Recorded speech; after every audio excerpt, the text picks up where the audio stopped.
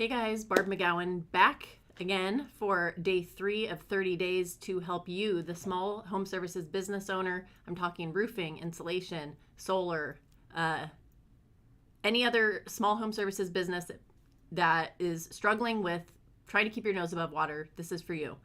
So yesterday we talked about the importance of customer testimonials. The day before that we talked about a guaranteed way to get your pricing right so you know that you're making a profit on every job and how to calculate that in a very easy, manageable way. Today I want to talk to you about something you might think is kind of boring or tedious, but trust me, it is make or break for your business. I'm talking about how much you're spending on your marketing, advertising, so that's Google ads, Facebook ads, Angie leads, that type of a thing, and how you can actually tell if it is a profitable channel for you or if you need to cut it.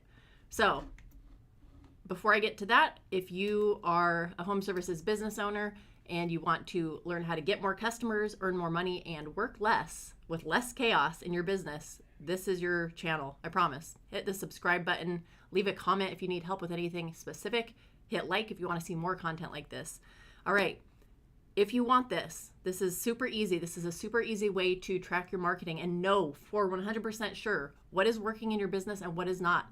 So another common pain point that I hear all the time is Angie leads, right? Like I'm paying so much for these leads and then I make, XYZ amount of money and I'm just not sure if it's worth it. This is going to be the answer to that question. All right, so let me break this down. On the left-hand side, you have your lead source. You guys, if you're not already tracking your leads, you need to be doing that. You could do it the old pencil and paper method if you don't have a CRM. That's a customer relationship management application that you're using. But you should really be doing this in an automated way. Have y'all ever seen Field of Dreams? If you build it, they will come.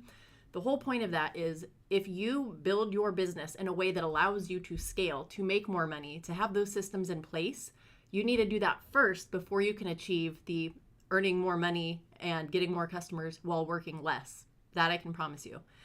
All right, so on the left-hand side, hopefully you're doing this in an automated fashion. Maybe you're using a call attribution system like CallRail. Fortunately for you, MeetEmma.io, of which I am a co-founder, does all of this that I'm showing you in all of these lives automatically, and I'll talk about that at the end.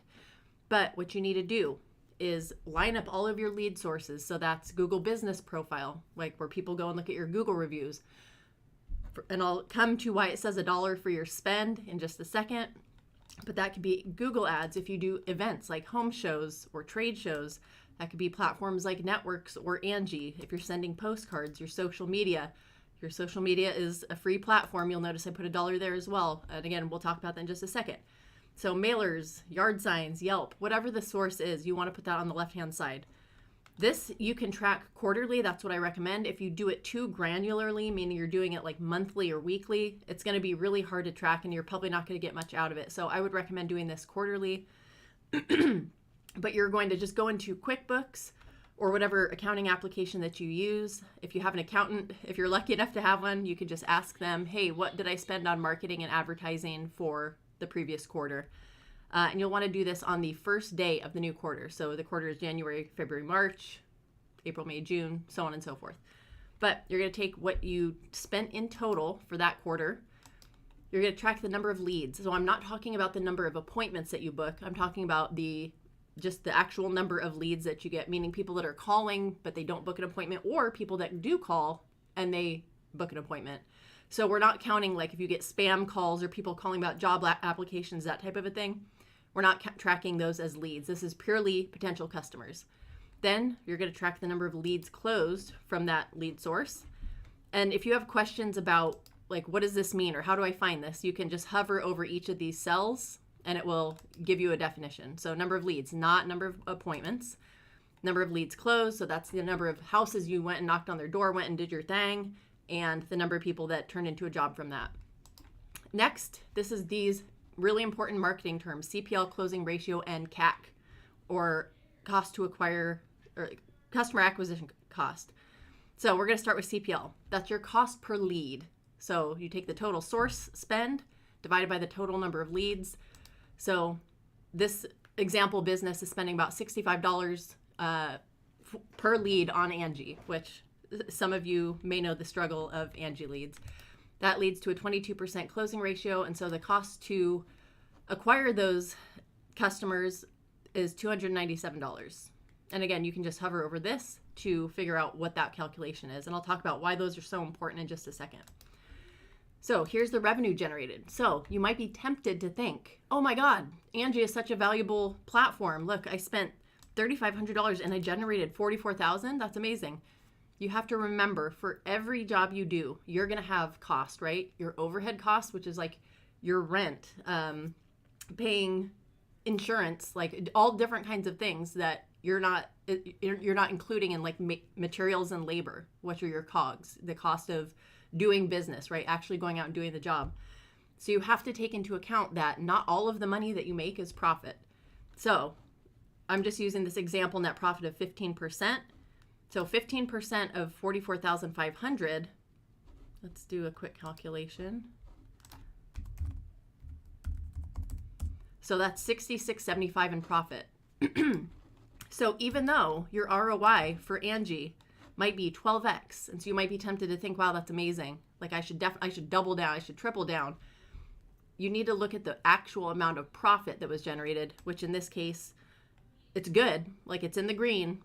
So that means that what you spent and your net profit, you almost doubled what you invested into this marketing channel. I hope that makes sense. If it doesn't, leave a question in the comments. So we'll move on to organic. So organic just is a term that means you didn't pay for it, so it's free. So that's Google search, your Google business profile, social media, YouTube, Yelp, unless you're running Yelp ads, stuff like that.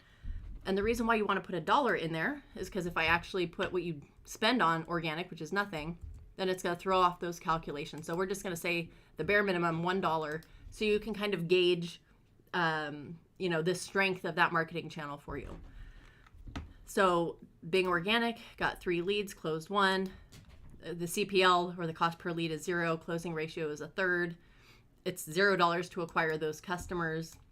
Generated this much revenue. That's a huge ROI, and a huge ROI is a proportion of your net profit to your revenue. So anything that is positive, meaning the profit that you generate from it is greater than the money that you spent to acquire those customers, is going to be green. So these cells are going to automatically change. So let's say this was 20,000. So now you can see that cell turned red because it's less than 1. Less than 1 means you are losing money profit-wise by paying for those leads for that quarter.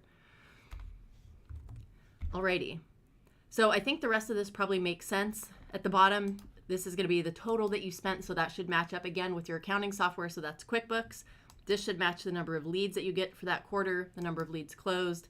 And then I'll need to fix these cells so that they populate appropriately, but that gives you an idea of whether or not your marketing is actually effective or not. And we can go more into detail with the exact strategies that you can use to make your marketing more effective. But the very first thing you need to do is know your baseline. Know how much your marketing is actually working for you or against you, and having a measurable way of tracking it, and not just saying, well, I think Angie's doing pretty good. We get a lot of calls, or, we get a lot of appointments from that. That's not enough. You can't just go with your gut. You need to be making data-driven decisions. Now, before I wrap up, I want to invite you to join me tomorrow for my live, where I will be talking about some other topic that is going to be relating to home services, business owners, like roofers, insulators, solar, HVAC, that type of a thing, that want to get more customers, make more money, and work less. And if you think that's impossible, I invite you to stick around, because I guarantee you it is. I've most recently been working with an insulation company in California, and the projected revenue for 2025 is going to be 33% over the 1.5 million that they did in 2024. So if you think it's impossible, I guarantee you it is very possible. And in fact, the owner of that business he went on a 2-week vacation to Seattle to visit family around Christmas time and New Year's. So if you can't take a 2-week vacation from your business and have your production manager, your leads, and the rest of your team, if you have a team that size, if you have those people and you can't delegate to them, you don't have a business. You have a really low paying job, because the number of hours that you're working, divide that up by how much profit you get at the end of the year, it's probably 10 bucks an hour. So if you're in that boat, definitely invite you to stick around. The last thing I want to mention is, if you want all this stuff, if you want to get your pricing right, if you want to set up automations that are automatically going to generate customer referrals for you, if you want to set up automations that are automatically going to generate video testimonials from happy customers, to get more 5-star Google reviews, and to just automate the whole business around you so that you're not drowning in paperwork or drowning in texts and phone calls of people with a fire that you have to extinguish, click the first link down in the description and book a call with me. Like I said, I'm with meetemma.io, and we help you get more leads, more referrals, more sales, more order, less chaos and confusion, all working less hours. And no, this is not like a $10,000 a month program. So I just want to invite you to book a call. You can also click the second link down in the description to talk to the AI consultant that we built specifically for you, the business owner. So you can go and just talk to it like you would talk to a normal friend, ask it questions about your business. It'll ask you for info, and you could speak to it like a normal human. And it's going to give you actionable tips, strategies, and advice that you can implement in your business today, and give you a better context, more information, like about how you can achieve your goals. So again, my name is Barb McGowan. Thank you for joining. Thank you for watching. Hit like and subscribe on your way out, and I will see you tomorrow.